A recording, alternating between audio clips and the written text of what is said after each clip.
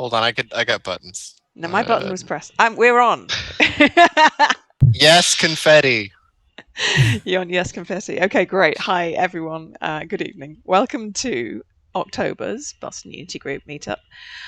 Tonight we're going to have a panel discussion about AI-generated art, which has been a hotly debated and discussed topic in the Boston Game Dev Slack and obviously everywhere else in recent times. So, before we get started, you'll be sad to know you missed the meetup at the weekend if you didn't make it, which is disappointing. It was a great meetup. We all met up in the park. But are there any other events coming up that I don't know about because my mind has gone blank? That's a good question. Yeah. Friday morning coffee hour. Friday morning coffee hour. Yes. Y'all get up way too early. Like that is obscenely early. 8:30 in the morning? Yes, for game developers with no children, that is obscenely early. Well, for game developers with children, that's obscenely early, but we still do it. So one of these days I'll make it. Fine. But if you're in the Slack and the events channel, 8:30 in the morning. Slack.bostongamedev.com. Join up, hang out. We'll answer your questions and share the memes. What else is coming up? Next month's Boston Indies is Lightning Talks. Yep. There is a sign-up link on the events channel on Boston Game Dev Slack. So if you're interested in doing a short presentation, like 5 to 10 minute presentation, then contact them. If you're interested in doing a presentation here, contact us. We always listen to people's suggestions for presentations. So. Always be closing, Chris. Always be closing. I got to slip that one in, haven't I? Yeah. So, Elliot, did you have the only other event I can think of is that Unite is November 1st, and it's online. So there's a full day of talks. And then there's some events that are happening in select cities like Montreal and Austin. Day of the Devs is November 5th, I think. That's it's online November 3rd, and in person November 5th for San Francisco. But the online was on the 3rd, I think. That's the thing Tim Schafer runs, right? I think so. Yeah. Was the Boston Developer Picnic the same day as BFIG, or am I imagining that? No, Week apart. Week apart. Yeah, I must have been sleeping. Yeah, right. You have not we've been drawing pentagrams and whoa, Elliot Mitchell will appear in Boston, and no, it's never. Couldn't get rid of me before. No. I think I keep breaking the chalk line with my foot, and that's why Elliot won't show up. That's my theory. I mean, yeah, it's just proof of Elliot costs a lot of Bitcoin. I don't know. You just have to. I'm minting myself so I can be everywhere. Well, that's a unique use of the, I guess, technology. All right. Should we kick it off? Sure. Okay. All right. Let's introduce our panelists today. Going alphabetically by surname, Matt Brelsford. Matt is a creative programmer with over 15 years of experience making games, and my browser is cut off. Interactive toys and generative art. He's made games for Disney, Star Wars, Marvel, Sesame Street, and countless educational organizations. He is the founder of Giant Light Studios, a company focused on creating artistic and playful experiences of all kinds. Thank you for joining us, Matt. Thanks for having me. Confetti.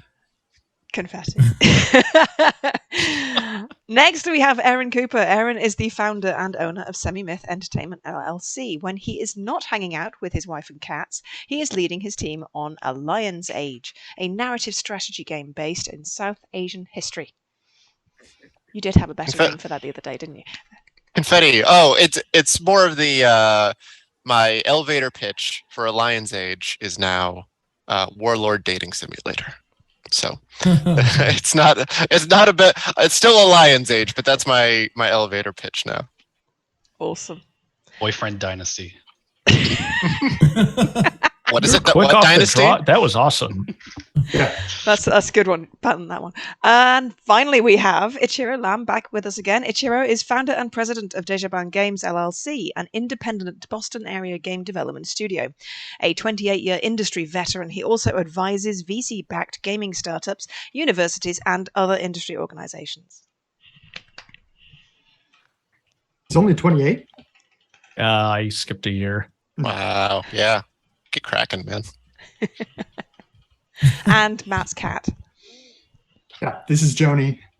This is- Well, it's the tail end of Joni anyway. Aw. That's the best face. Oof. Love it. Is, All right. Is Joni a Cool. real cat? Joni is a real cat. It's not a deep fake. You couldn't get No. that far to interact that way. No. No, yeah. This is not an AR experience. First a long way off. Yeah. Okay. Should we start right in? Go for Sure. it, Graham. All right. This is an easy one. What the heck is AI generated art? Well, Al, Don't speak all at once. so a long time ago, Al Gore invented the internet, Right. Yep. Mhm. right? Mhm. And then stuff. And then eventually we got really good. There was this thing called Deep Dream, I think it was called, Google's thing, which basically they were working on some image recognition software. And they realized like if they like reversed it, where they're like, instead of like recognize what this thing is, just kind of like, we're going to tell you what the thing is, and then just make the picture look like that. And that was, I don't know, like not even 10 years ago. And then that kicked off a whole series of events where now you can just type words into a text box and get honestly like really shockingly good accurate representations of the things you typed in. And that's where we are now. And it's like amazing how far it's come in just like 8 years. Yeah, but it's, I don't know. That's sort of a nutshell. What do other people? I don't know. Yeah. I mean, you two are more technical on this side than I am for it. But that's I mean, that's a pretty good yeah. starting point, I don't Yeah. think we need to Nailed go it. into the definitions of adversarial generation or what have you. But I think that pretty much covers it good enough. Yeah, and to be totally clear, I don't totally get how any of this stuff works. Right. I do know there was this thing, GANs, right? General adversarial networks, generated adversarial networks, where they basically would have like one AI would sort of make some stuff, and then the other one would sort of say, that's correct, or that's bad. And so that's the adversarial networks, right? But nowadays, I think we're now in diffusion networks, which are actually, I think, different than adversarial networks. And so when you hear something like stable diffusion, just before that, it was like disco diffusion. The diffusion is the new technique, but I don't really know what that means or how it works. But you don't need to in order to use the stuff, which is really nice. Yeah. Past that, we can go into the definitions of art, but it's all Oh boy, is that not Yeah. what this call is about? That- sort of. But for AI art, past visual art, there's also the AI generations of alternative auditory mediums, and it's using things derived from either diffusion or adversarial networks to generate new, so far mostly nonsensical stuff, but it's becoming more sensical over time. Yeah, when I heard Matt's definition, I immediately thought of like what other art forms, like Yeah. writing. Yeah. Yeah. And Ichiro is sort of at least out of the six of us, the local writing expert for AI artwork or generation of writing. Mm-hmm. What do you Just the silence staring into a camera. Yeah. Um, Love it. and He's, one he's of the, busy doing something. Ask a question, moderator. What are you doing, Ichiro? well, I guess I would say like one of the things that I think is important and sort of maybe the most controversial piece of it is that the way that this stuff works so far, at least with image generation, I assume it's the same with music generation or text generation, is that the AI is sort of trained on this massive data set, right? And so it's basically gone through and learned every image that has ever been made from every artist ever, or anyone who's ever posted art on the internet. That's sort of a broad strokes generalization. But then it kind of uses that information to then generate this other artwork. So it's different from other sort of generative art tools in that it's sort of quote unquote learned from pre-existing artwork. And that's sort of one of the big controversies around the whole thing. And maybe we'll get into that later. But that's sort of one thing that makes it different from sort of other art generation, Photoshop filters or something like that. So, I mean, in the context of game development, what do you think AI generated art is good for? Because Ichiro is not paying attention, this is going. I'm paying attention. You got to ask me a question. I'm not going to answer it. I think what AI artwork is good for and what AI artwork should be used for are two semi-different questions. What is it good for at the moment is lots of things. I think it's right now good for at least temporary artwork. I think the big thing that I would advocate for and would argue for the rest of the call is anyone who's an artist who might be in the panel or the audience understands and has had the experience that a lot of clients are absolutely terrible at communicating their ideas. And AI art generation allows for the closing of the gap between a client and what they actually want and being able to give better image contexts to an artist in order to make a finished product. I think that is probably the most ethical outcome that I would hope for that would come out of this. But in terms of what it's good for, stylistically, each of these engines also has their own flavor, and if you wanted to make something with said flavor, it can certainly do that effectively. Whether it should be done for that is its own separate debate. So we're using AI generated art for three things. One, tooling around. It's a whole lot of fun to just sit down and to use Midjourney or Stable Diffusion or Disco Diffusion or even and any of the other ones for an afternoon or for a week and just experiment. Like, we're all in games for a reason, presumably, because it's kind of fun to just like plink around with that. Number two, as Aaron says, like placeholder art. And if we, it's a lot easier to type a bunch of stuff into a computer and to hit return and get a bunch of imagery out. Like, we were working on a city builder and we're like, well, what if how about a city builder made out of Play-Doh? How about one made out of jelly beans? How about all this stuff? How about one made as if Da Vinci did this? And that's something that we eventually give to an artist to actually flesh out. And then the third one would be, I think when we are pitching stuff, and we want to say, hey, here's the way that the game could look. Here's concept art, and maybe it's a small pitch or a small part of a pitch. We would use that, and then we would probably at this point bring in artists to help create the concepts and to actually to do the art for the game. Now, let's be real though. Like, AI tools exist and will exist to generate art from text or imagery or from anything. I mean, like right now, it's not good enough to do that the way that an artist can, as Aaron mentioned. It's kind of like it's kind of dumb. But the goal is eventually to be able to type in something like, oh, I want all 8 faces of my character, and I want it walking around, and I want it to have brown hair, and pixel art, the ethics of that is another issue, but I think that's what we're headed towards. Yeah, I'll just sort of second. I think concept art is the biggest one that I've been using it for. I have gotten to the point where I will generate sort of sprites for myself that I then go in and sort of trace and make into sort of production ready assets. But I would say, look dev is the biggest one for me. And just as Aaron said, like, you get a client and they're like, oh, give me, I want this to look like Da Vinci meets Picasso. And an artist might interpret that in one way that's totally wrong for what the client wanted. But now, theoretically, the client could be like, all right, generate me 10,000 of these and pick the 5 that are actually what I have in mind.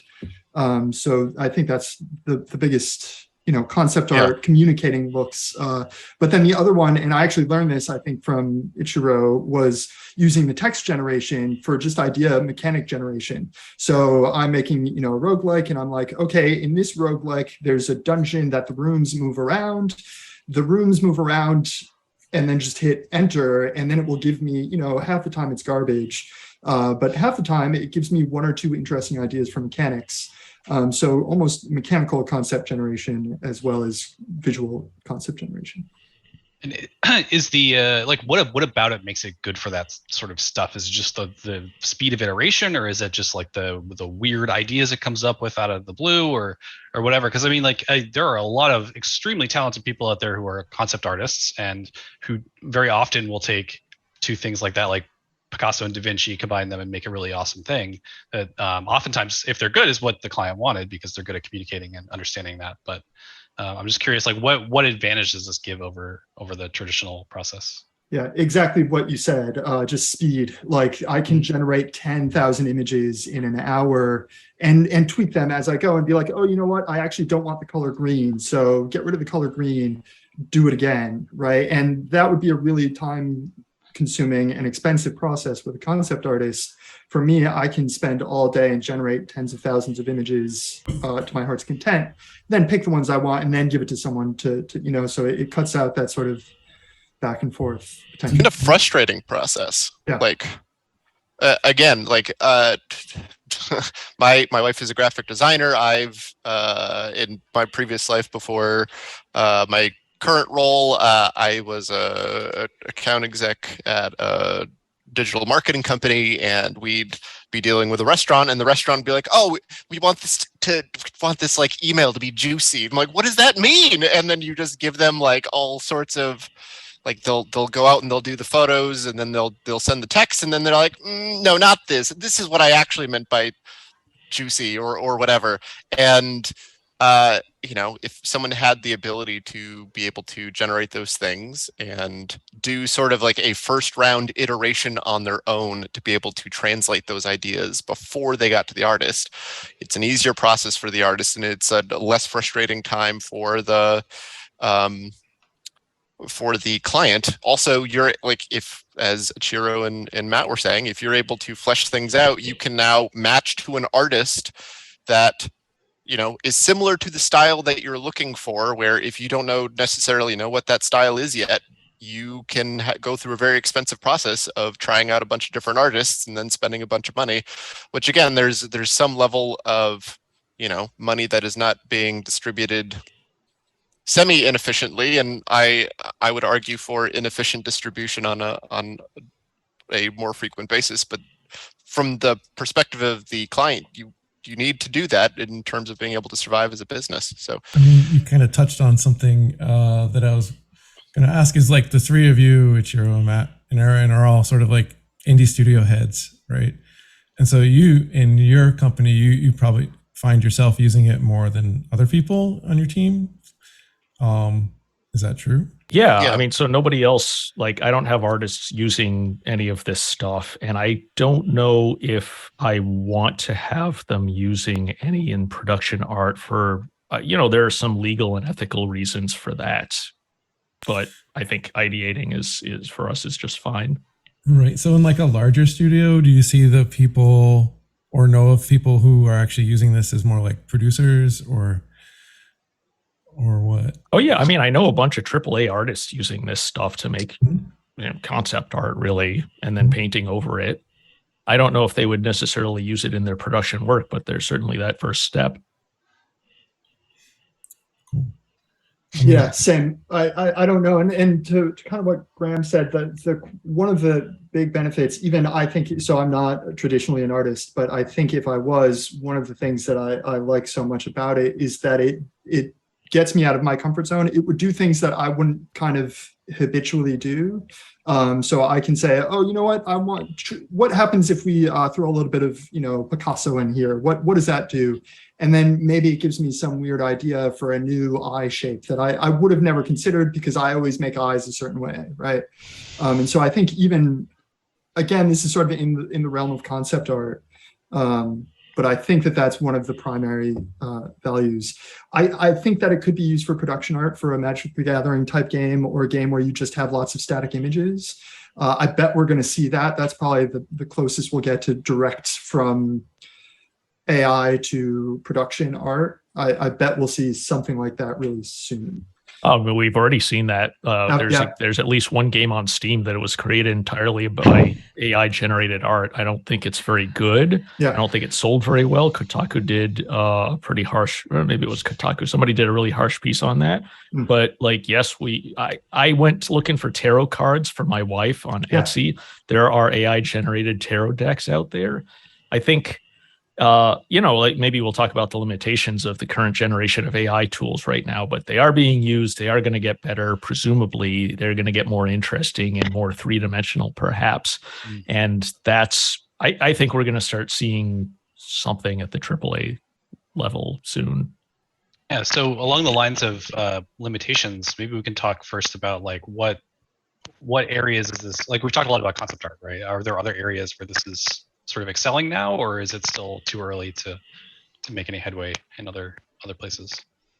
Landscapes and such, it's like S-class. Like it'll knock it out of the park every time, because if something is slightly off with a rock or a stream or whatever, it still looks naturalistic.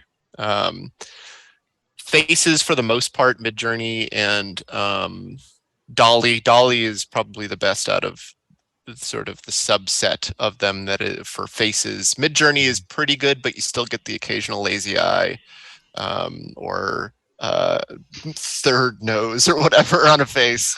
But it's still decent. And even if you do have, sort of semi non-traditional faces, it's fine. It's actually good to have faces that are non-traditional and non-symmetrical sometimes, because it's less of a character flaw and more just added character to the design. But you are going to get weird sort of like sausage fingers where you actually have like 7 fingers on a hand. It does like things that are a bit odd. It doesn't really do logic. My favorite, I was doing a bunch of who's the American artist, sort of like the idealist artist?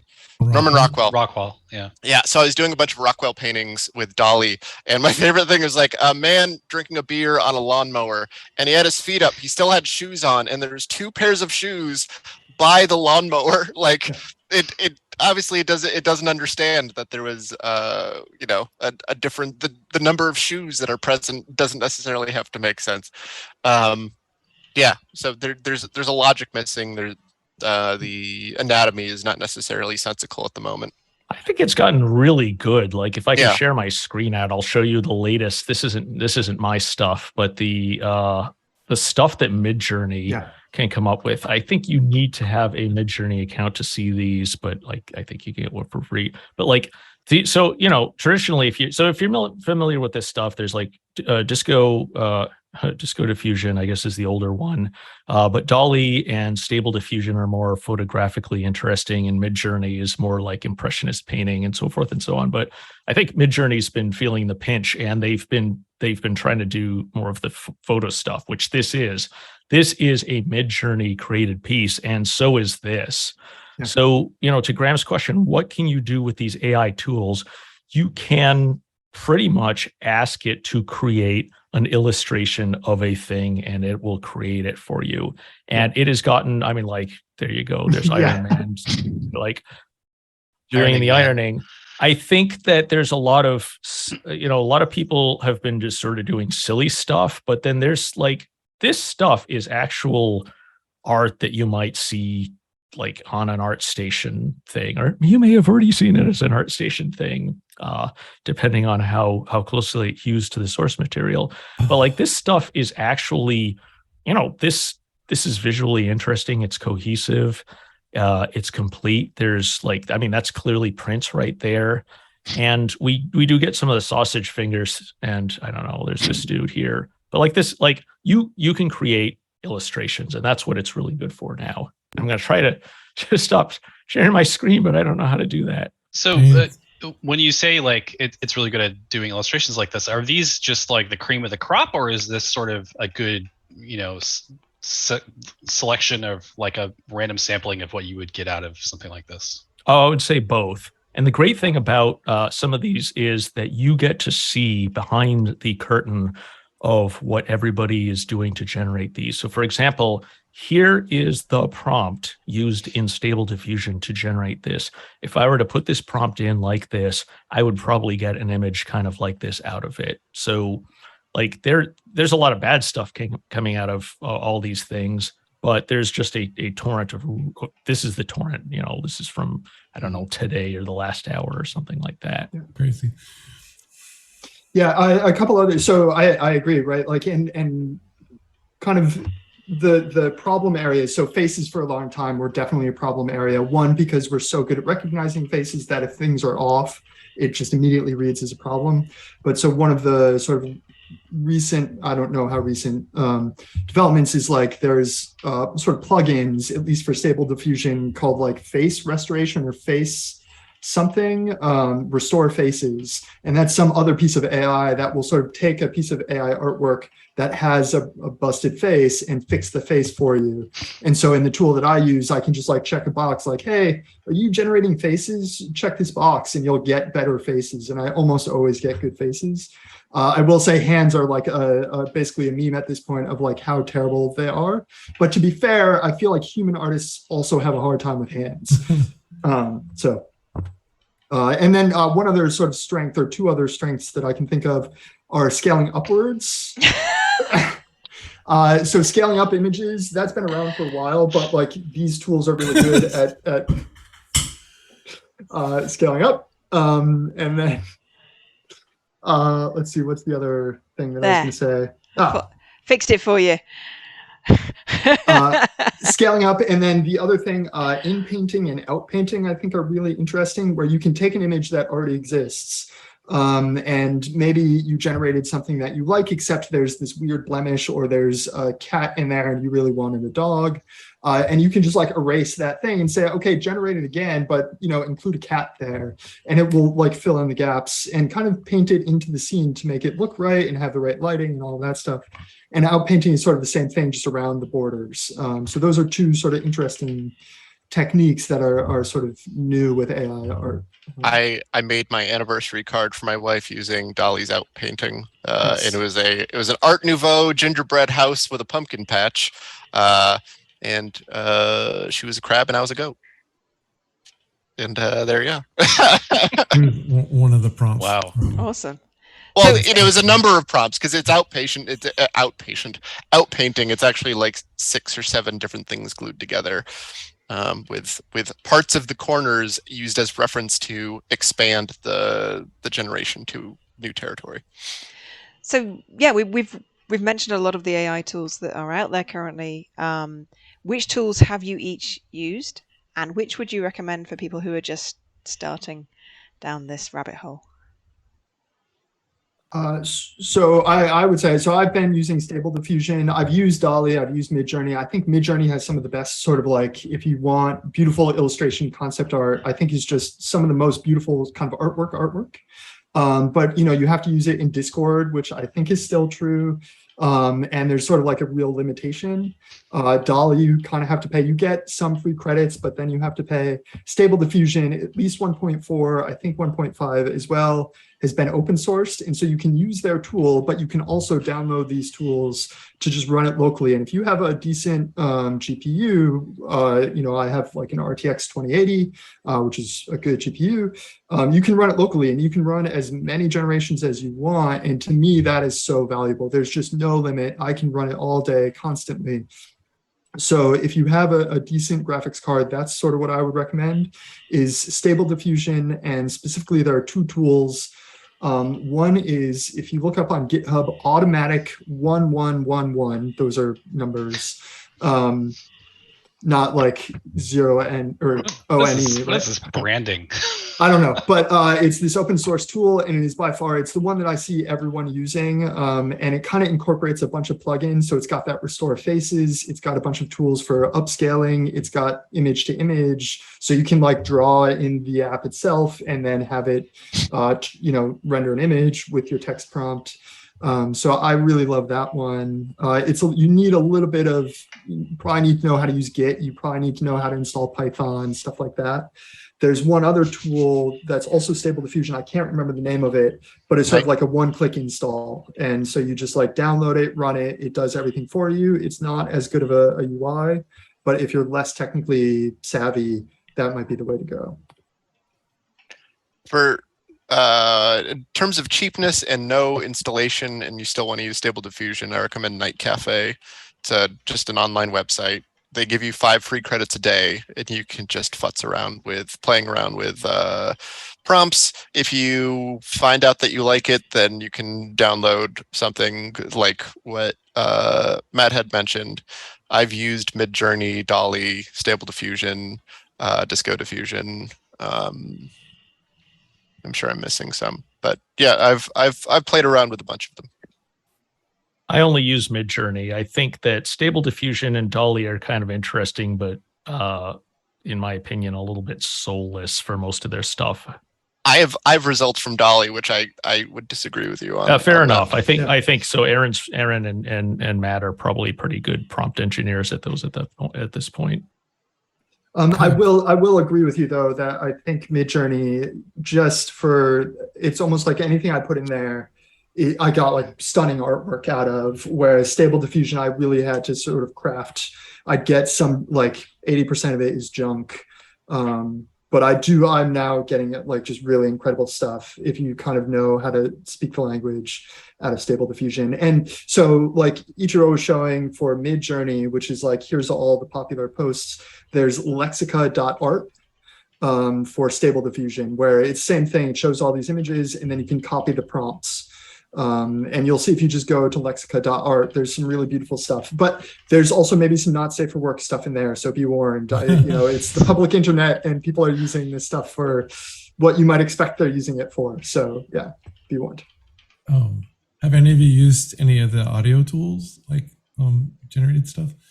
Sure. So I use like OpenAI, who does GPT-3, did an interesting musical jukebox thing a few years back, where basically it was like a song in the style of Elvis, and it'll sound like a sort of like a fever dream of Elvis singing a song, and that was kind of cool. But the big tool that I use nowadays is the AI voice puppeteering, where they I think there are a couple of them, like Respeecher is one, and the one that I use is something called Altered, which is a UK-based company which hired a bunch of voice actors, and they said, look, come in, lend your voices to be to these puppets. So you can go in and you could, essentially deep fake your voice. And it is, it's the most convincing out there because you have to have a human voice actor driving it.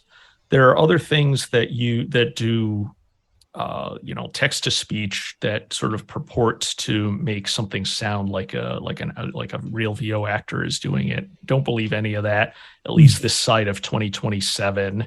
It just all sort of sounds either robotic or kind of lame. Yeah, I saw that Aphex Twins has created some sort of sample, they call it sample mashing app, where you feed it in audio samples and it gives you other samples to recreate and sort of. So I was wondering, there's the voice. So I was wondering if anyone on you or your teams are doing like sound design type stuff with any of these tools. No, it got it was sexy for a while, and then I think the text transformers got big, and then the image generation got big, and then suddenly audio, as always, and gets the short end of the stick. Yeah. Yeah, I wonder, like, I think it's relatively easy, or at least comparatively easy, to take a billion images and describe them with text in a way that you could then kind of reverse the process. Whereas with music, like, how would I describe a song by Aphex Twin or Radiohead in a couple of sentences? You know what I mean? Like, so maybe it's just a harder problem to solve. I do know that these tools exist. There are tools to like generate entire compositions. I used them once a couple of years ago. Didn't think they were very good. I haven't looked, but I'm sure they're getting better every day. Yeah.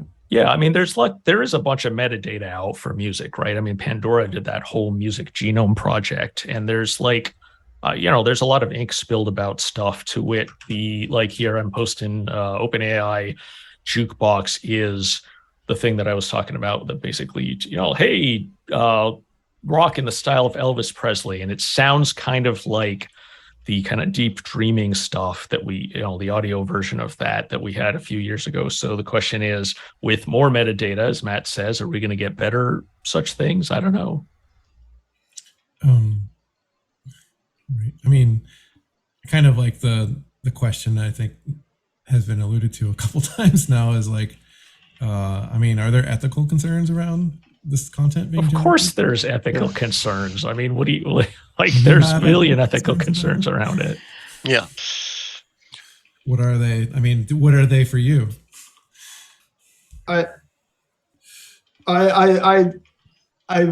really torn about this, right? Like, I think it's easy for me to make arguments from both directions.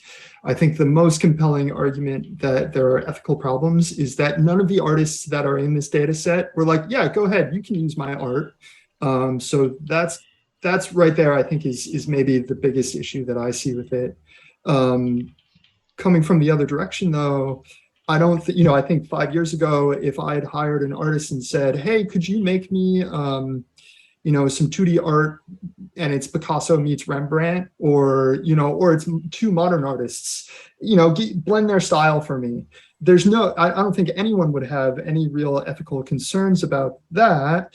There's just something about the fact that the computer can kind of do it so well and so quickly that I think it maybe tips over into this, like, it's going into plagiarism territory. I don't know where that line is. And so I'm struggling with that, and I'm open to arguments on both sides. Yeah. This is definitely a debate and argument that takes longer than the 20 remaining minutes or what have we. We have no schedule. We could be here all night. So ethically, yeah, Matt brings up one of the significant points being that the amount of consent that went into the generation of these algorithms by the companies that made them under the assumption that they were for educational value, and then they turn around and sell it, is where there's a lot of ethical concern in the companies that made the algorithm in the first place is incredibly sketchy. And now the utilization of, there's two things that, there's a million things at play, but two things to point out is we, as a bunch of indie artists and solos and freelancers, are on the ground with a bunch of other artists, and we are taking their feelings and livelihoods into consideration because they're our friends and they're our compatriots and they are people that we work with on a day-to-day basis. AAA studios do not give a shit about a lot of the artists, and they do not mind stealing from them, because I think that's a really cynical view to take. I mean, they're like, as we've learned in the last 5 years, especially, AAA studios are not immune to the vagaries of public criticism, right? I mean, sure. Not all of them are receiving the fallout, but a lot of studios have changed the way that they have operated. They've ousted people, again, not always successfully, but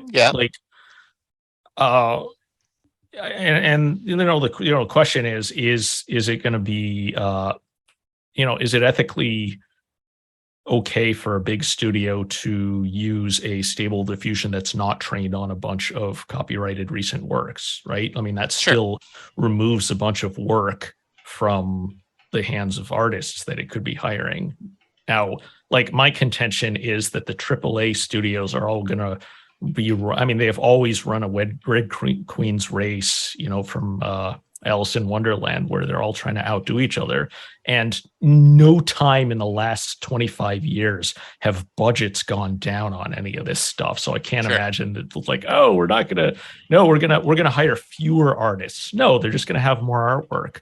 So I imagine that, like, if there is an ethical, if there backlash is a backlash due to, this is not fair use of publicly visible artwork, then studios are going to sort of like maybe elide the problem technically and say, look, let's train on other stuff and go that way.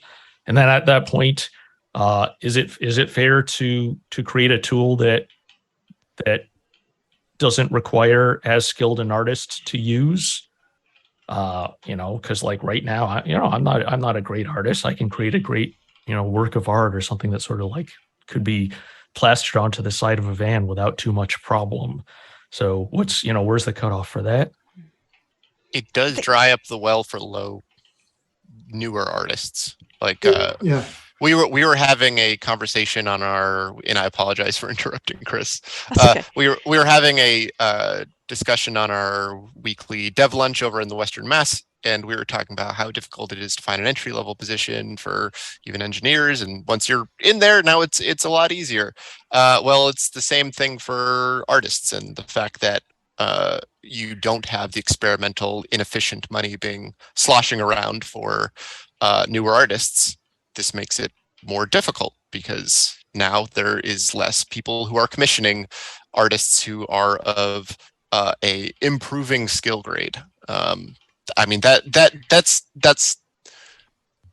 a harder ethic. That's more of an ethical gray than it is because it's not on a business's concern to make sure that they are contributing to other people who are a business is concerned because capitalism is trying to make sure that you're actually able to survive for yourself, unfortunately.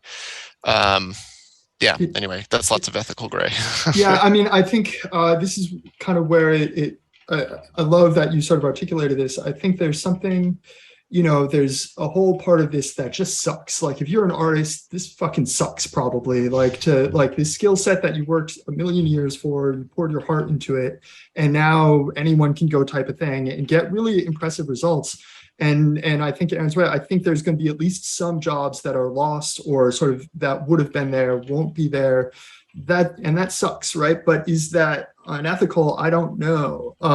Because I think if that's unethical, then I think it's also unethical to have, farm equipment that is not just human hands, right? Like, and my guess is those arguments happened when those types of machines originally came out. And I think that we're feeling sort of similar things. I think those types of arguments happened when cameras were invented and probably put out a lot of sort of portrait artists or newspaper documentarian type artists. I don't know.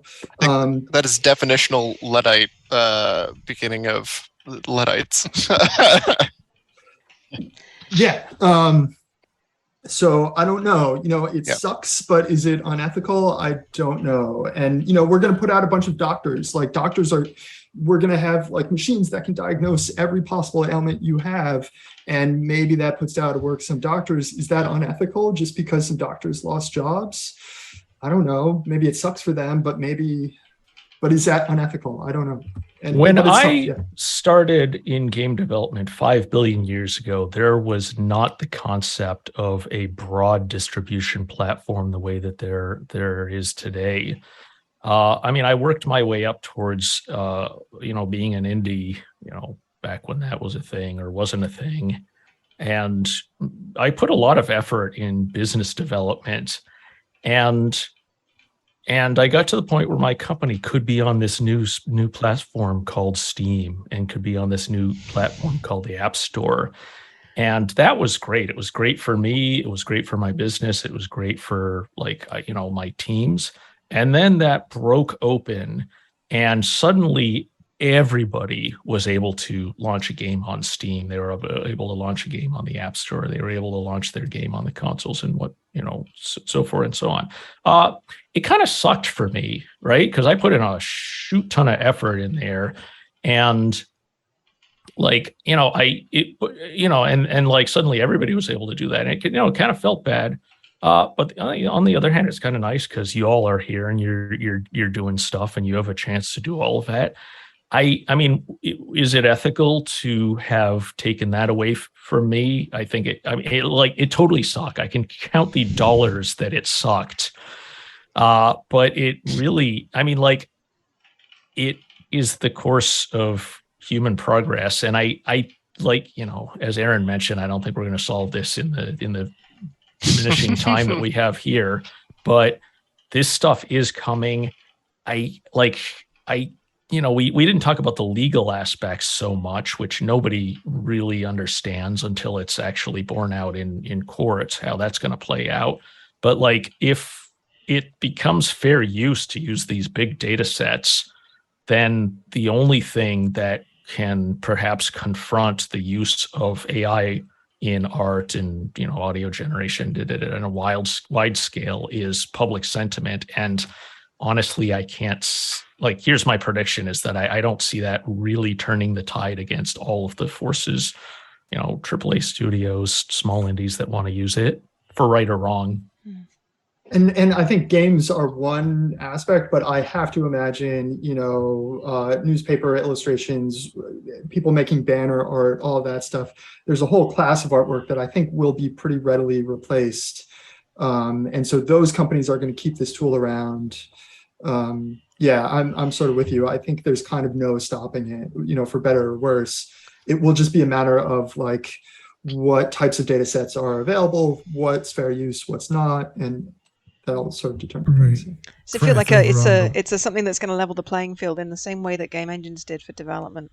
And the people who made games before game engines became so prevalent were basically programmers and people who understood things like shaders and memory and all of the low-level stuff that people can now pick up Unity and don't have to write any code and they can make a game. And you know, for art, there hasn't been anything like that. So for me, I can't draw. But if I wanted to try and generate some ideas for characters from there to screen, I would struggle. And now I have a tool that I could start getting some ideas that maybe relate to what it is I'm trying to achieve. And so, yeah, maybe it's like I would like it to be something that is an assistive tool to make it more available to people. But yeah, the legalities are an interesting one. And I was going to mention that in the discussion on AAAs. It's like that's one of the things that AAAs are very wary of is any legal infringement on somebody else's IP or brand's copyright and all the rest of it. And if it's come from an AI, how do you vet it before you get sued? Yeah. No, I think it's going to play out in the courts in the next 3 years maybe. I mean, there's an article in The Verge on Shutterstock having AI generated safely trained models, whatever that is. So now you'll see it in all your PowerPoints and everything legally. But I think that like there are like like what Chris was saying with like Unity and all these other things is that there's jobs lost and there's new jobs created. Like there's people like using these tools in Blender to touch up like 3D models and textures, and that might be someone's specialty for X number of years. They come in there or people who just like take the 99% there thing and then like do something with it, like someone who's some specialty to redo the art. And then we're always using these tools anyway if you use Photoshop. So it's like there's all kinds of AI stuff. But the legality though, like I mean, I'm seeing people posting things that have like watermarks in them and things like that. Well, so what? I mean, like people cross-post a bunch of stuff that has watermarks in them all the time. People use in commerce on the web copyrighted imagery because, hey, it's a meme and that means it's okay to use, right? So, like, I don't know, maybe fair use is going to change. It'll be an interesting legal question at any rate. Yeah, well, and there's, isn't there all this stuff about like, oh, if you change it a certain percentage, I don't know if that's actually a real thing or just like popular nonsense interpretation of the law. But like, if I say, give me a picture of a cat painted by Picasso and Alphonse Mucha and Rembrandt and so, it's kind of like, who did I really rip off here? Like, can you really say that like I stole from Rembrandt? I guess I did, but is that any different from any other artist? from a legal perspective, I think Almost it's all gonna of be my okay. art steals from Fonzie. Hey. Mr. Mooks. But what happened to great artists steal, right? Isn't that sort of like what we now we've got the ultimate tool for it? I think any ethical or legal concern is a concern with what how capitalism pits people against each other. But that's its own item by itself. Again, this comes down to like no ethical consumption under capitalism. Like I think a lot of it, if like we could all just do whatever we want and all of our needs were met, I don't think anyone would really be that upset. Like if you want to use a tool, great, I'm going to paint whatever I want. Yeah, I think a lot of people are upset about a bunch of stuff, and rightly sometimes. I mean, would I want my personal artwork being sort of like ripped off? Maybe. Right. Maybe you're right. If I were like credited and fed, then it wouldn't be such a big deal. Right. This is where my kind of semi-sarcastic question comes in. I mean, do you see a future where the source materials for the generative art is then saved in the blockchain, so that then you get or whoever gets credit? Yeah, it's cringy. I see it. No, I don't. Really? The blockchain is too slow to save. You generate the art, and then it also is going to generate the sourcing, and then save the sourcing on the blockchain. Like, but that's a tech consideration. Yeah, I mean, maybe it's not blockchain specifically, but like an NFT thing where the NFT has the generative art with all the sources. You'd have to have an NFT that's separated from a blockchain. The blockchain in itself is too slow of a technology to do anything of any function. Technology gets faster. I always find myself like in this weird position. I'm not defending any of this stuff. I'm not interested in it, but I imagine that blockchain is going to be used for rights management. I think that is sort of one of the ways that it will be employed as like this thing came from 12 different sources and we can kind of track that and pay every one of them a fraction of a cent. I sort of see where you're going. I don't think it's a good idea. I just don't know. And maybe it's too slow, whatever. But I bet, blockchain will be used for that type of thing. Maybe not blockchain, but maybe something. Because I mean, digital rights management has been a thing for like 30 years. Like it's before blockchain and after blockchain. So yeah, I really don't want to turn this into a blockchain discussion. Just because again, we'll be here till like 3 a.m. So. Sure, you'd have to. You might be. Yeah, my one last note on a blockchain thing is that anything that used it would have to benefit from the transparency that it mandates, and I don't know if that is a thing that is necessary in this particular instance. Yeah. Anyway. that's totally separate discussions. I think there is, I think there is hopefully a ethical placement for AI generated artwork, regardless of the medium. As I mentioned and alluded to, you kind of need to connect back to an actual artist to make sure the context is correct. To shill a Lion's Age for a brief second, I am not South Asian. The majority of the team or contributors to the project are. So I can generate all sorts of AI imagery, but if I hand it to them, there's lots of things that don't make sense.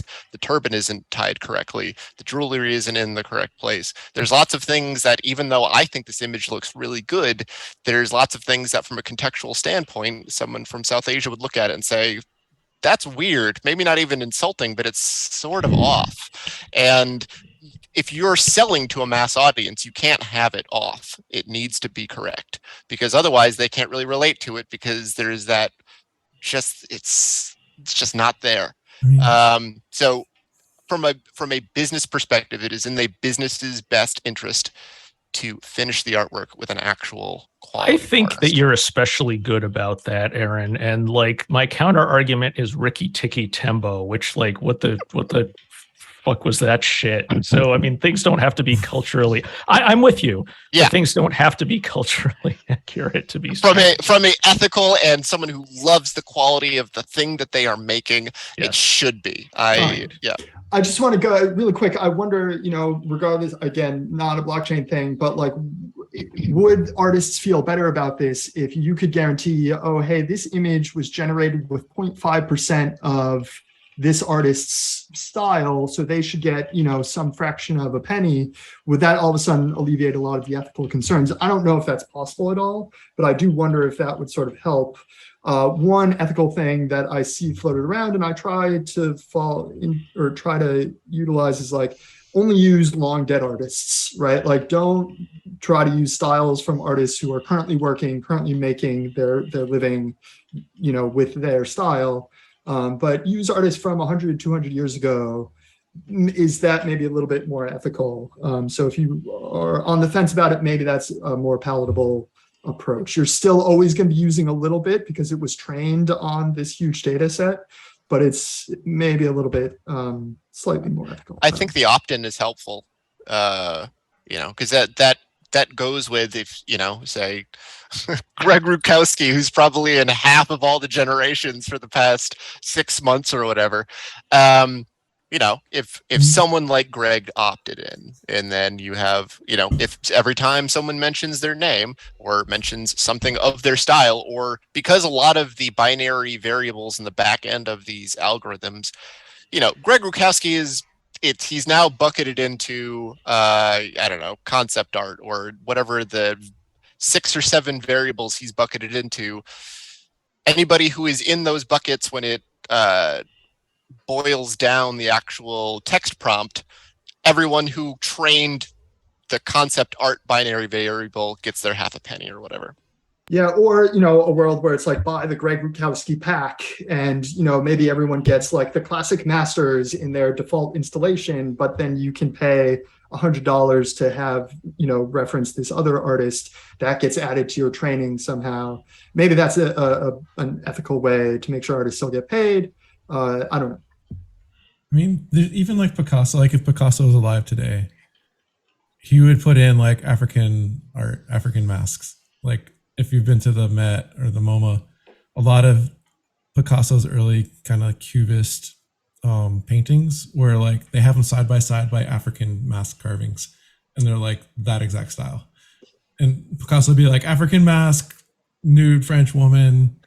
This is how art has kind of grown and evolved, right? Like they're having, and so I think that's why it's hard for me to draw the line between the ethical part of this and the not ethical part, is because this is how art has propagated and evolved forever. It's just now happening in a certain way that like maybe a certain scale, yeah. And that's weird to me. Like it's hard to draw like a philosophical argument about that. Just something about the scale all of a sudden makes it unethical? I guess so. I don't know. Yeah. Sort of a bit of a new topic, but does anyone use GitHub Copilot? Haven't, but would love to. Just to try it out. It's code. It's this, but for programming. Yeah, for programming. Yeah. I don't trust it. I looked at it and I just can't imagine it would be any good, but I feel like that's probably how artists felt like a year ago. And they're like, oh, this is obviously never gonna like amount to anything. Is it just auto completing my code, or am I giving it a prompt and it writes code for me? Sort of both. You sort of start typing something and then it'll suggest an autocomplete that is a chunk of code from GitHub. I mean, I turn off autocomplete every chance I get. Is it aware of like what engine you're doing? So like, yeah, it's it's language. So like, I mean, a little bit, yes, but it's like the whole text transformer thing, of which this is a part, is incredibly useful as kind of like a half. And I say this not totally disparaging, like a slightly drunk colleague that's pair programming or pair writing or pair ideating with you. I don't like right now. I don't think that that stuff can be credibly used as is, but as kind of like maybe a bookend for Stack Overflow, and just like, how do I do blah and stick a bunch of images into a dictionary where the dictionary keys are also dictionaries, and Copilot will help you sort of suss that out and be drunk about it. What is it trained on though? I mean, because it's trained on all the public GitHub repositories, like so all of those ones that I spent 5 years contributing to. Like, people could be out there using my code, my bad code. It's bad literally only Chris's code. But yeah, I mean, same. It's terrifying. It's a responsibility I never asked for. Get component on It's update. 85% Chris Hart's code.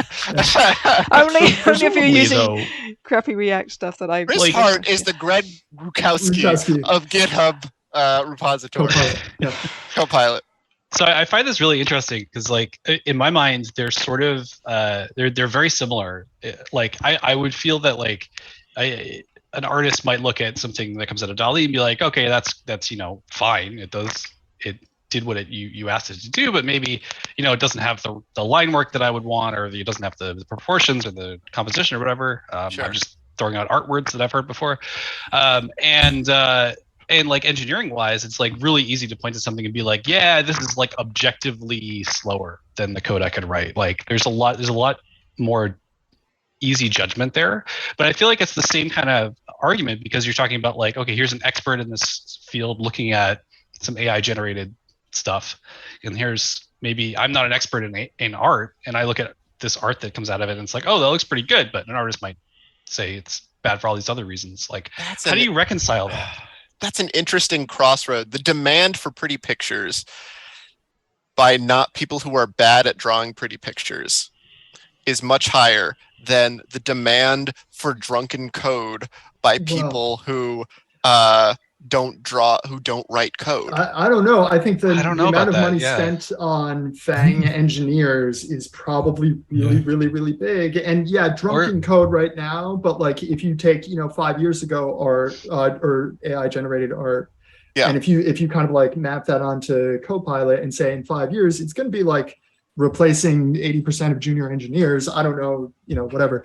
I don't know. I bet it.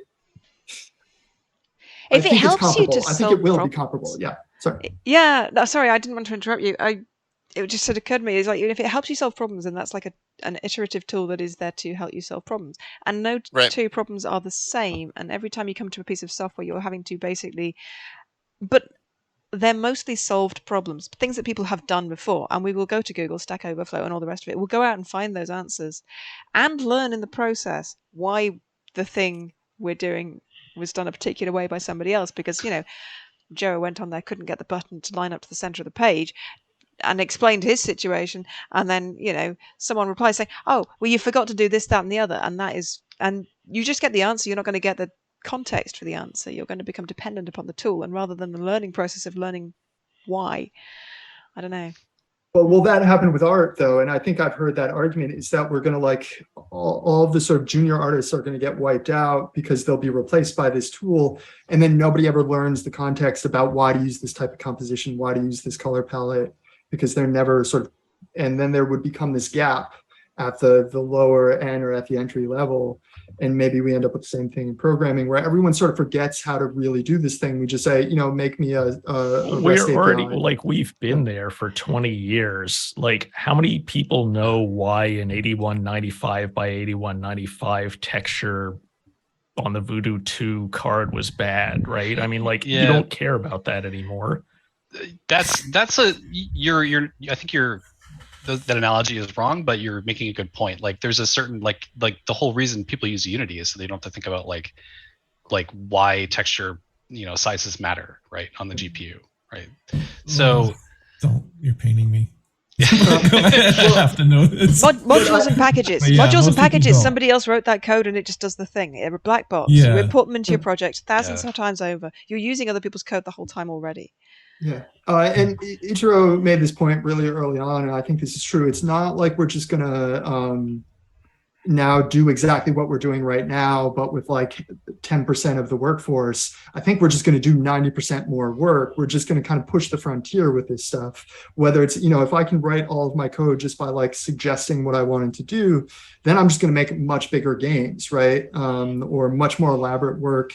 I think the same will be true with art. And I don't know, but I bet we'll get some, really talented traditional artists doing really, really incredible things that could have never been done before.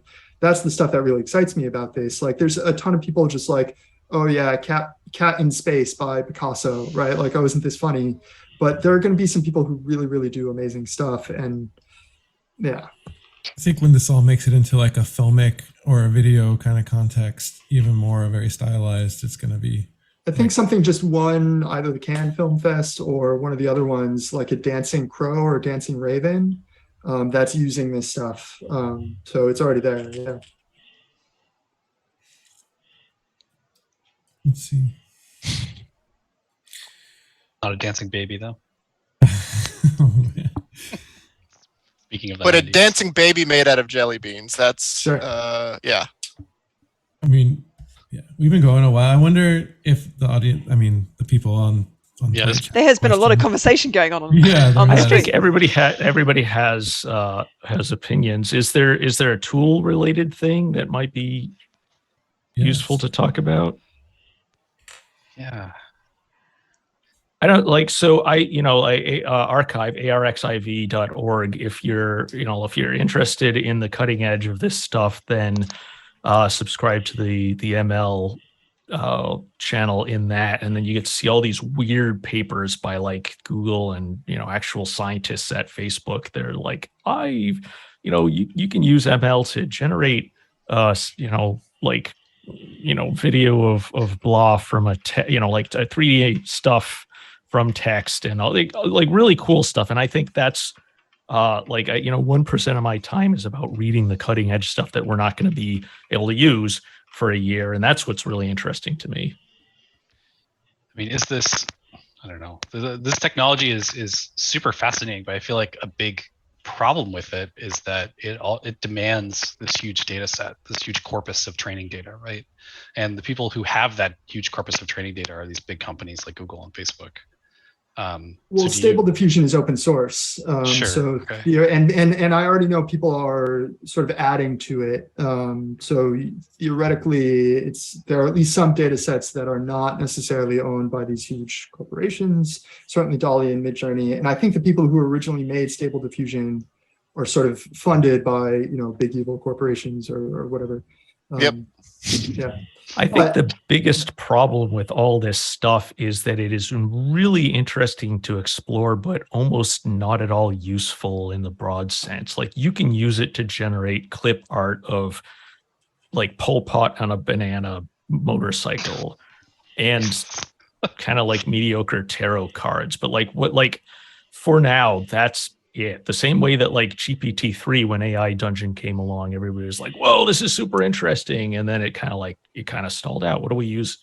I think we're not going to put anybody out of business this year with it. Well, I don't know. I would just say, I think if Magic the Gathering was invented today, I don't think you would need every one of those artists to make all that card art. I think you could do a good enough job for every single one of their cards today with the tools that exist. Oh, sure. But I mean, how many Magics the Gathering is the market going to bear? Sure. That's fair. I would say though, I am using it for production art for my next game. Like right now. And what I'm doing is I take it and then I'm like, oh, I like this. And then I trace it with the pen tool or whatever. So there is some post processing that happens. But I am using it for my next project. And I don't know. I probably wouldn't have hired someone anyways, though. So I didn't necessarily not hire someone. You know what I mean? I think card games are a good use case. There's that North Stars game called Dude. I don't know if any of you played that, where it's all look-alike, kind of. And you just have to say dude different ways. I just got the imagery in my head of like, you ever see that like film clip of like Saddam Hussein on the boat with like all 40 of his body doubles? Yeah. But it's just like all slightly different Jeff Bridges, like slightly like a 20-year-old Jeff Bridges, like your 80-year-old Jeff Bridges. Right. Somebody type that into DALL-E or something right now. What do we need?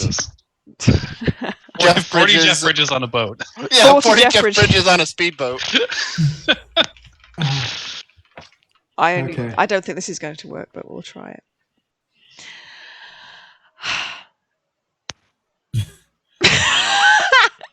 Oh boy, I think it worked. Oh, God, to Jesse's point, oh wow. Hang on. Is that Stable Diffusion? This is okay. Yeah.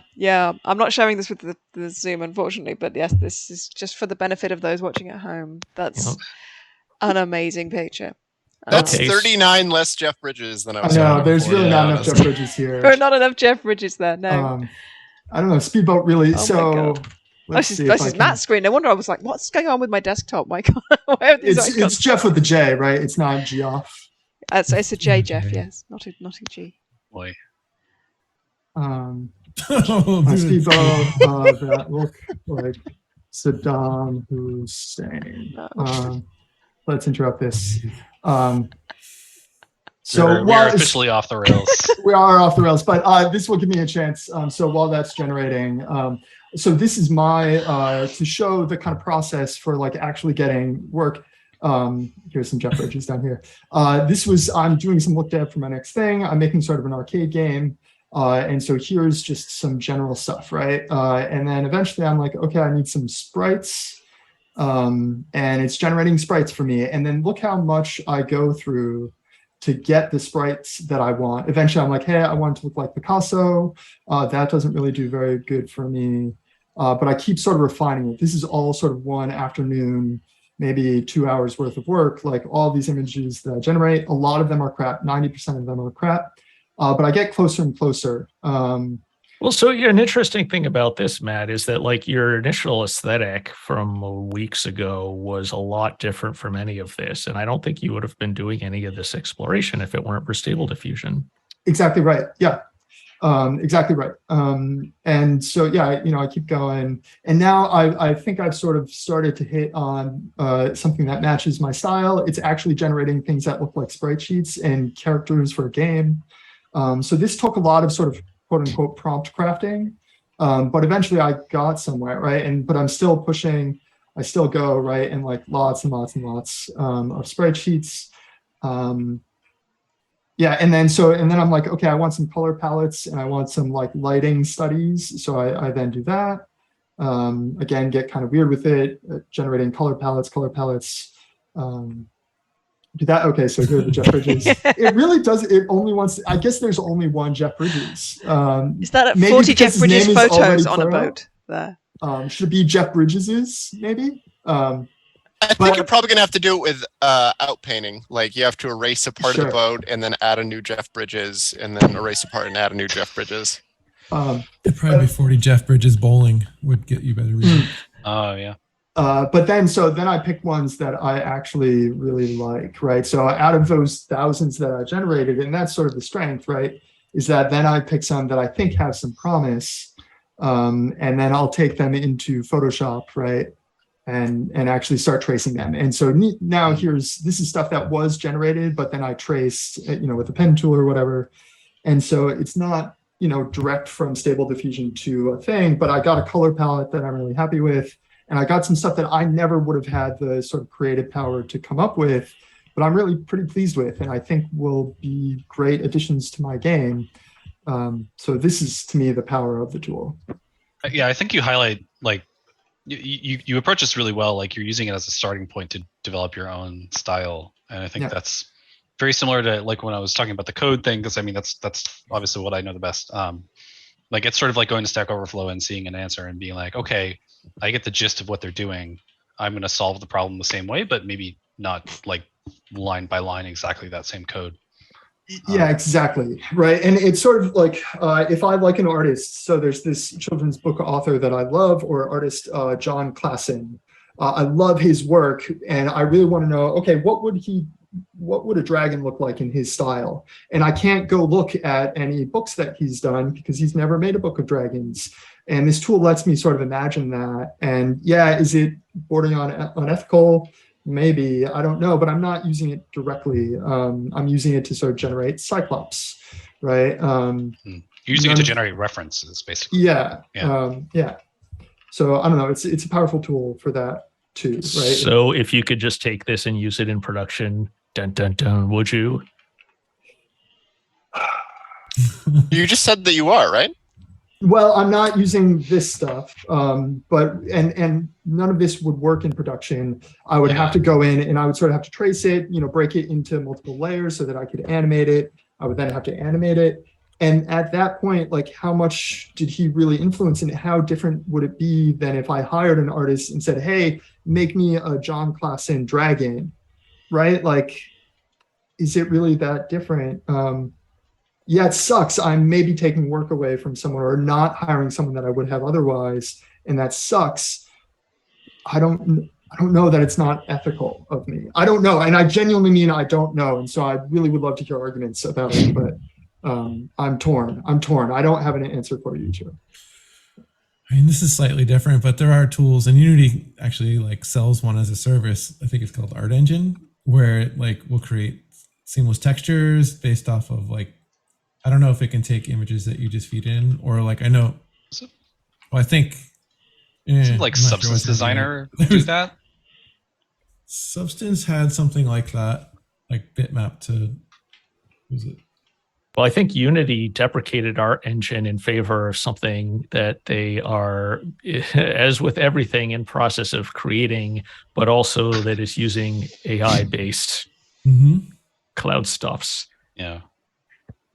And the tool that I use, you can actually check a box that says tiling, and it will generate tiling. So I just did a seamless grass texture, which is like, this is really terrible, but if I spent some time crafting this, I could get a really good looking, painterly grass texture, whatever kind of grass texture I wanted. Yeah, these are pretty bad, but they're tiling. When you say crafting, are you talking about crafting like the right prompt, or are there other ways to tweak it? Here's Jeff Bridges. Yeah, so there's two ways. So this is a tool that I use. This is that automatic 1111.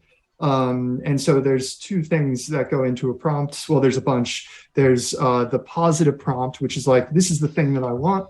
And then there's the negative prompt. This is like stuff that I don't want, right? So for example, in a lot of the work, I tend to avoid green. It's a tricky color to work with. So if I like look at, I think it's this one. So these are my grass textures, but not this one. But so I'm spending a lot of time. Let's do spreadsheet. I guess, yeah, at some point I just wrote the word green because I didn't want green in my images anymore. But so I was working in this and stuff just kept being blurry. So I typed in blurry and all of a sudden stuff's less blurry or less, I didn't want pixel art. So I typed it in there. But then there's all these other things that you can add. And there's these tools that let you sort of compare prompts and compare values and stuff like that. So I spend hours sort of crafting just the right prompt to get what I want. Yeah. It's just a really fun space to explore. I mean, like a lot of us are tinkers and we just like, doing prototypes and stuff. And I think this is no different from that. So if like, it sounds like a lot of folks watching the stream have already experimented with it, but if you haven't, it's kind of just an interesting glimpse into a new, a new space that's worth spending a weekend doing. Yeah. Oh, I'll stop sharing unless there's anything anyone wants me to demo for them, but yeah. So. We just need to see those Jeff Bridges. Tim Burton influence. Yeah. Tim Burton, Jeff Bridges. 40 Tim Burtons on a speedboat. And one thing, so you can, the order in which you type things matters. So the first thing in your prompt will get weighted more. And so there's this like delicate balance of like, oh, I want to add another thing in, but that might take the weight away from some other feature. You can add parentheses around things to make it sort of have more weight. So even though Tim Burton's at the end, I said, hey, Tim Burton's really important. So now I'm going to try and generate some Tim Burton inspired things. So I have no idea what this is going to do. Oh boy. But let's see. So maybe not much. So maybe the rest of the stuff in there is outweighing the Tim Burton stuff. That's cute. Yeah. Oh, no, you're definitely getting a little Tim Burton in there. I mean, if Tim Burton just means Nightmare Before Christmas. Yeah. Exclusively. Yeah. Like the cozy macabre.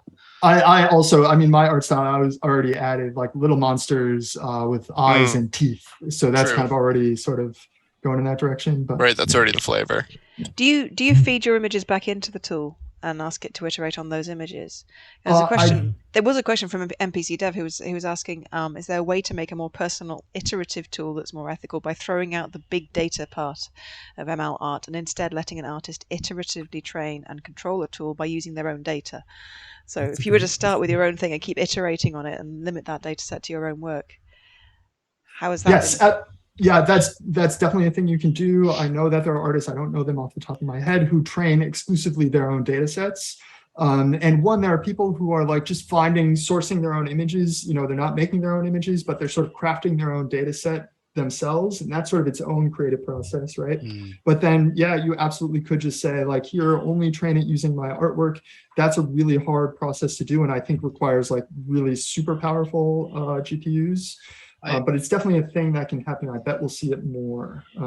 In volume. Yeah. A big chunk of the ML boom of the last like 5-10 years has been in these huge companies because they have the data sets to support it. So I'd be really curious to see if there are new techniques that can do it on smaller data sets, because that would, again, address this ethical issue. I think it would be a lot more useful if you have somebody who's driving this, who's an actual artist who can say like, here's a corpus of things that we want to just make more of.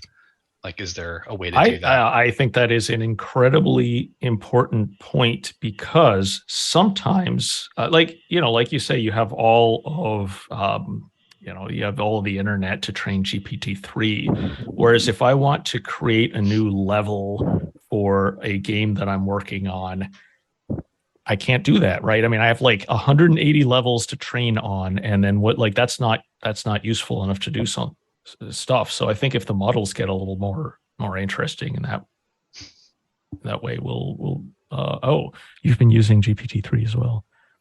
Oh yeah, I just wanted to show that a little bit. So I'm making a game where you can move the rooms of a dungeon around. So I typed this in and got all this. A lot of it is crap. But it's good. It's like having like someone to brainstorm with. Yeah. But let's see. No, these aren't coming out that well. So this is what I mean. I think if you type this thing into, Jeff Bridges riding a cat into space into Midjourney, I bet you'd get a beautiful piece of artwork. It takes a lot more effort, in my experience, with Stable Diffusion to really sort of craft it and hone it into something workable. I mean, it's part of a cat. Yeah. Come on, Annie Leibovitz. You could do better. What? What am I going to ask? I don't know. I think this question, at least, did it come up that like, do most people, or do you find it more useful to process these images on your own computer? Or are you using like servers or using the cloud? And so Stable Diffusion you do on your own computer. You can do it on the cloud. Just DALL-E you can't do on your own computer. Midjourney you can't do on your own computer. GPT-3 you can't do on your own computer. So there are limitations. And if you don't have a good enough GPU, I noticed, so for a long time there have been like Rackspace or DigitalOcean or Amazon Web Services where you could basically pay for someone else's CPU in the cloud. I've just started to notice, and maybe they've always existed, but you can now sort of rent GPU in the cloud to run these types of things. So if you want to train, one of the things that is pretty new is this thing called Dream Booth, where you can like upload a couple of pictures of yourself or anything you want. It could be your cat, and then use that in stuff like, there aren't pictures of me in any of these data sets that I know of. But if you typed my name into it, you wouldn't find it. But you could train it on me using this thing called Dream Booth. And then you could have me riding a cat into space. And it's really impressive, this stuff. That takes an incredibly powerful GPU. So you can rent these GPUs in the cloud, train it for an hour, spend 55 cents, and then get that model and use it. So you can do that for certain operations that are really, really challenging. That's an option.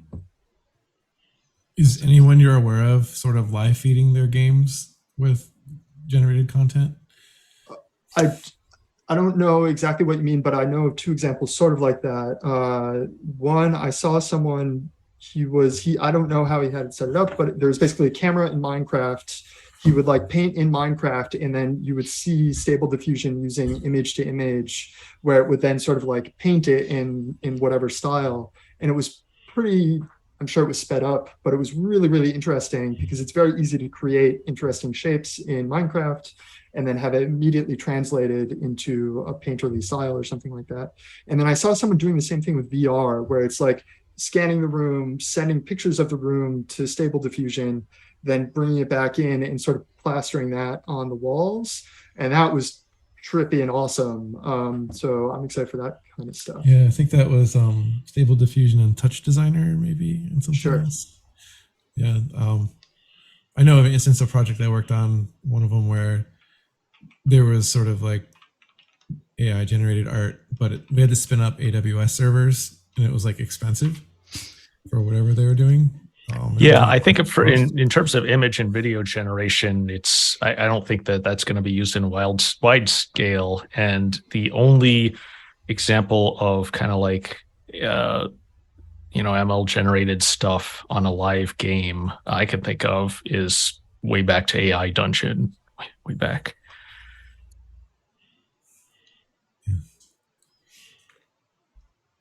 So it's 8:30. We should probably start wrapping things up. I have a final question for people if we want to go with that. Bring it. Yeah. So like what's the future of this like? What are you looking forward to most? Like what areas is this you think have huge potential that it's just not reaching yet? And where do you sort of see it in the next couple of years? We, in the next couple of years, are going to be able to generate an entire game with the touch of a button. It's probably not going to be a great game. They're probably not going to be super varied games, but we're going to be able to do that. And then I think we're just going to keep chipping away at that from every single direction. So it's not just going to be a game about slot machines. Stop me if you've heard this one, reaching out to Google. I think like the idea of using these tools collaboratively with less friction. I think Matt, for example, has like shown that you can, you can generate a ton of stuff, and it's great, but it requires a lot of effort to get it to wrangle it properly. I think we're going to see the friction of that go down. And I really am not kidding that we're going to just see large swaths of game development replaced by AI. And then we're going to be like, well, that all tastes the same. And I think that's going to be a good thing because hopefully it'll drive the medium forward. I heard the phrase Bach faucet, as in Bach, the musician, and it's referring to anytime you can make something really, really great, but you can make a billion of them, that it ends up ruining the thing and nobody ends up liking that thing anymore. And this is in reference to like one of the first pieces of like generative technology, making Bach concertos or whatever. And the guy who made it was like, oh no, like all of a sudden it's totally not special anymore. So I think we might see that happen. I'm hopeful that it drives the medium forward, right? Because now, hey, it's not just like who can make the best concept art, it's like who has the best ideas or who can be the most creative. I do also think we're going to get to the point where like, 2 years ago, 3 years ago, I would have said, we're never going to replace art with computers. But now I'm like, oh yeah, it's just maybe a year or two away. Simplifications, of course, but I think we'll see, whole games made with AI, whole movies.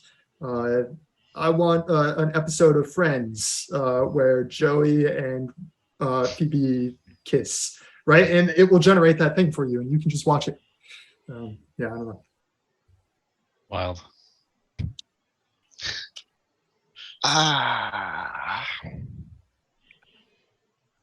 I'm looking the forward return to the return to serfdom. I don't know.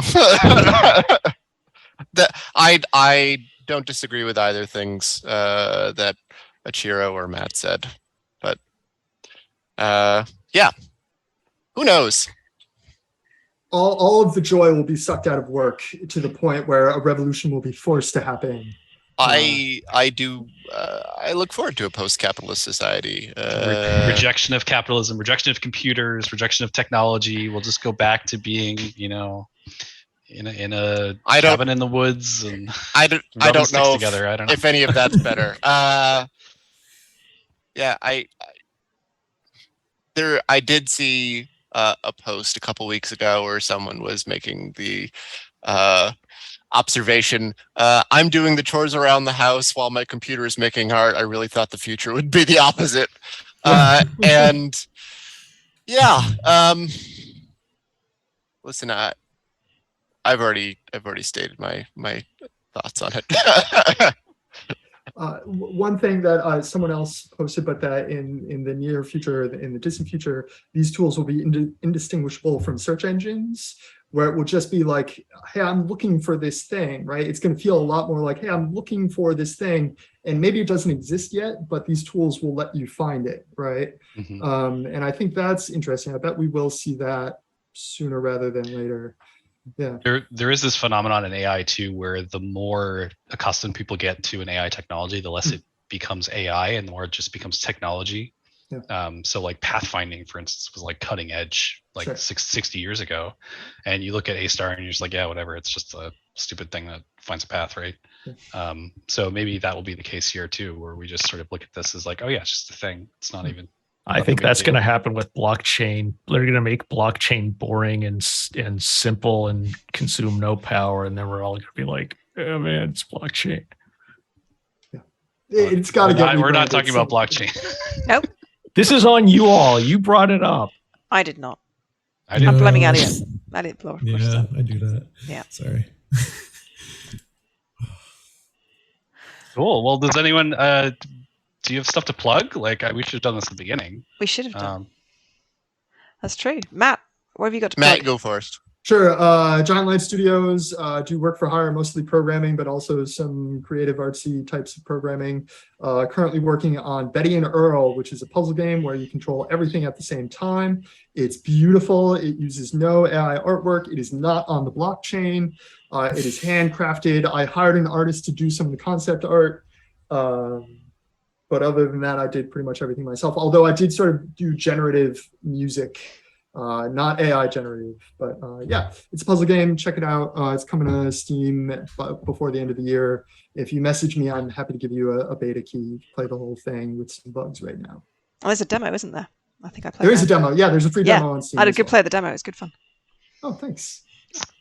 Aaron, what are you up to? Anything to Sure. plug? If you're on any of the social medias, we're at SemiMyth. If you are a history nerd, we've been doing weekly story times. If you want to learn about the history of South Asia or the history of Islam or Hinduism, or hopefully in coming up the new year, going to be talking with and bringing in a lot of great experts and stuff to sort of speak more authoritatively on that. But if you like all that stuff, come hang out. We have beautiful artwork done by a great art team. And if you want to hear me rant about capitalism, buy me a beer. Buy you a beer for wow, that's a whole thing. How about we brew you a beer and you can rail fine, against brew me a capitalism? beer. That's fine too. Yeah. Do no such thing, Aaron. The irony of you ranting about capitalism after we buy you a beer. Yeah. Yeah, listen, I'm not above irony. Like what? We live in a system. What do you want me to do? I want to figure out how to make GDC really interesting and weird. A couple of years ago, I did a thing that made it really weird for me and a handful of other people. And this coming year, I think we convinced Shane to go to GDC, and therefore I feel like Boston. If you're on the fence, first of all, you should join the GDC channel in the Slack. But I kind of want to ideate how to just fuck shit up. I don't even know what that means. But if you know me, you can trust me that it's going to be awesome or nothing at all. One or the other, not both. I think you need a little bit more qualifying adjectives or like phrases in that description, just so that you don't get like flagged on the internet by somebody who doesn't know you It's personally. Like Beard Papa and Penthouses. Yeah, you're just like, I want to fuck up GDC, man. No, Like- I mean, okay, sorry. So Graham's right. Like, I think GDC is weirdly impenetrable and inaccessible to a lot of people. And I mean, not just people who can't afford to go out there, but like, even if you're out there, what do you do? Well, you hang around a bunch of Bostonians and you go to parties. Like, I just want to figure out an interesting way to do GDC that kind of like exposes more people to more ideas, more people to more people, hopefully not more diseases, because like freaking nightmare COVID is coming around. But like, that's the thing, is that like, I'm just thinking about it now. I don't have an answer except that I would like to do something interesting there. So there's no ask. There's just like, maybe if you have ideas about how to fuck GDC up, let me know. Indeed. Nice. Do I it think it's- virtually on the East Coast, or just on the East Coast. Bring it to the East Coast. Yeah. That's what I want. We for did that in Christmas. 2016. It was called the Relaxing Chats East. It's in Cyber's living room, right? Part of it, yeah. Yeah. Okay. Well, I think we've reached some sort of time. That was. We certainly have. Was it? I can't even tell what time it is anymore. It's fine. That was really cool. Yeah, I've really enjoyed this session. I hope everybody else has too. Yeah, thank you everyone for joining us this evening, and yeah, we'll be back. I guess Let's next see. month. Next month. If you want to follow more of this discussion on the Boston chat, there's a AI ML tools channel that you might want to pop into, where there's a bunch of the tools people are. Give this your iterations of 40 Jeff Bridges in a boat. I realized I had tiling turned on, so that's why the cats were all sort of strange. But they were tiling images, which would be amazing. Oh. Yeah. But if I get any good Jeff Bridges, we'll post them. We need a tileable Jeff Bridges now. Done. Done. Love it. Done. All right. Yeah, so we're back on the 30th, which we will announce at some point. But yeah, thank you, Aaron. Thank you, Matt. Thank you, Ichiro. Thank you all. Thanks for hosting. Thanks. Thank you, audience, and we will see you next time. Thanks, y'all.